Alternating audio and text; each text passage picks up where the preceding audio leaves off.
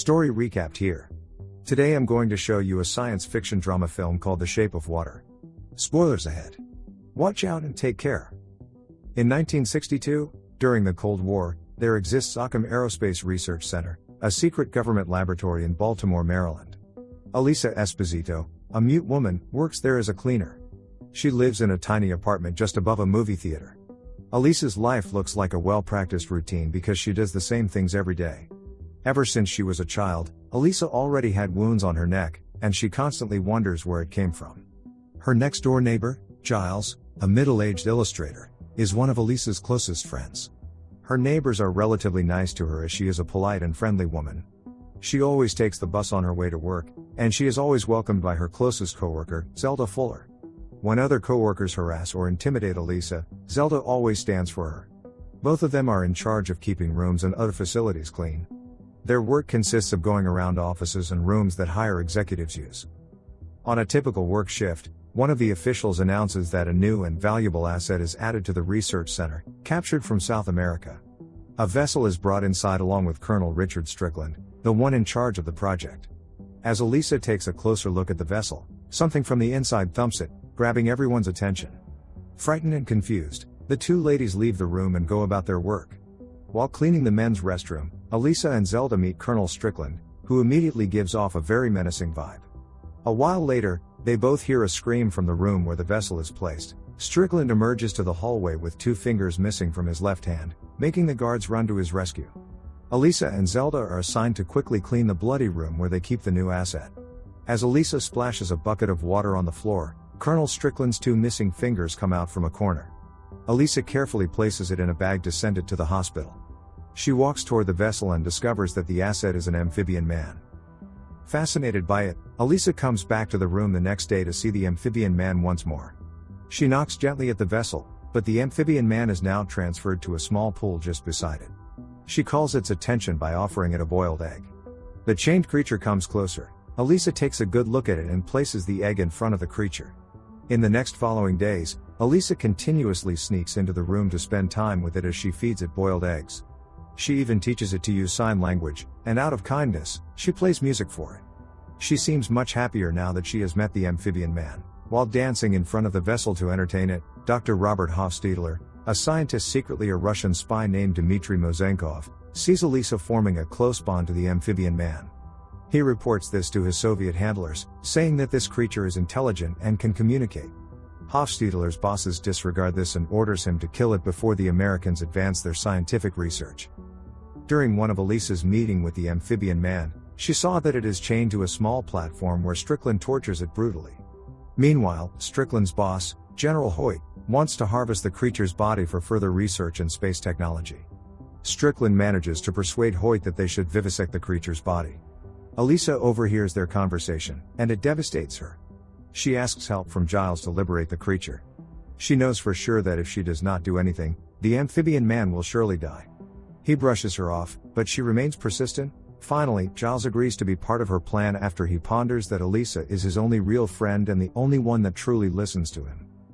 Hofstadler meets with his bosses again. They give him a poisonous injection to completely kill the amphibian man. Hesitant, Hofstadler has to obey their commands. In the meantime, Elisa and Giles orchestrate their plan to pull off their escape plan for the amphibian man. He uses his skills to decorate a van and make a fake ID for himself. In the lab, Elisa becomes the unwanted attention by Strickland after he deliberately spills his glass of water, leaving her no choice but to clean his office. Elisa walks out after Strickland harasses her. Hofstadler prepares the poison as Elisa initiates her plan by turning cameras away from the enclosure. At Strickland's office, Hofstadler discovers Elisa's plan and decides to help her. In the vessel room, Elisa is startled when she saw Hofstadler. He gives her the keys to unchain the amphibian man. As Zelda leaves work, she senses that Elisa is up to something and decides to check up on her. Elisa sneaks the amphibian man into a laundry hamper and pushes it around the facility while Giles drives to their agreed spot. He enters the premises but is unsuccessful. Zelda finds out about Elisa's plan.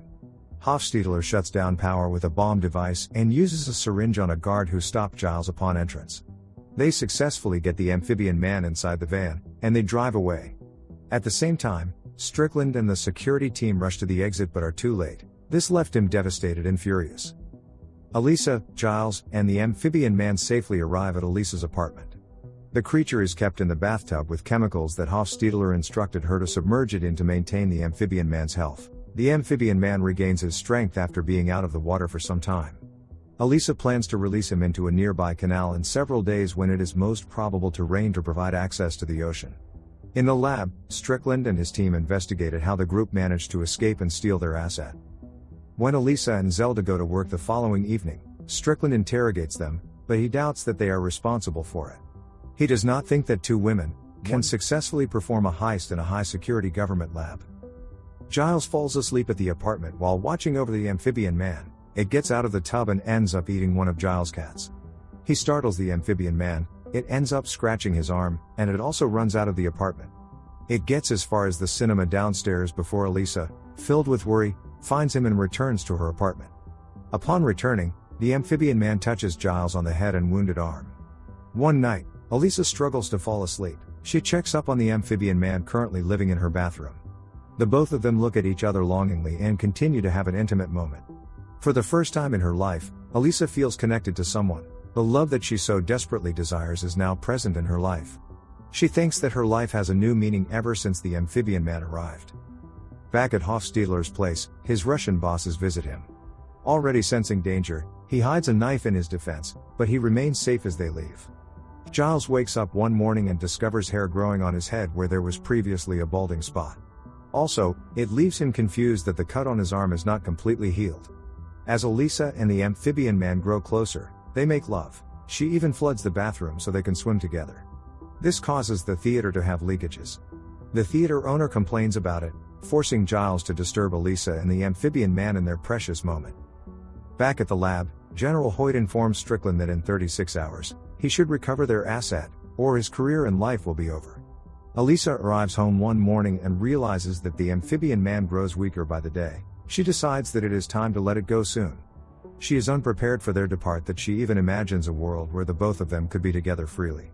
In this imaginary world, music fills the air, she can sing, and the love of her life dances with her. Meanwhile, Hofstadler is shot by one of his Russian bosses, but Strickland, waiting for perfect timing, not only shoots and kills both bosses but also shoots Hofstadler, having realized that he is a spy. Strickland tortures him to get information about who got away with stealing their asset. Hofstadler refuses to disclose any information. Already in much pain, his last words are, "No names.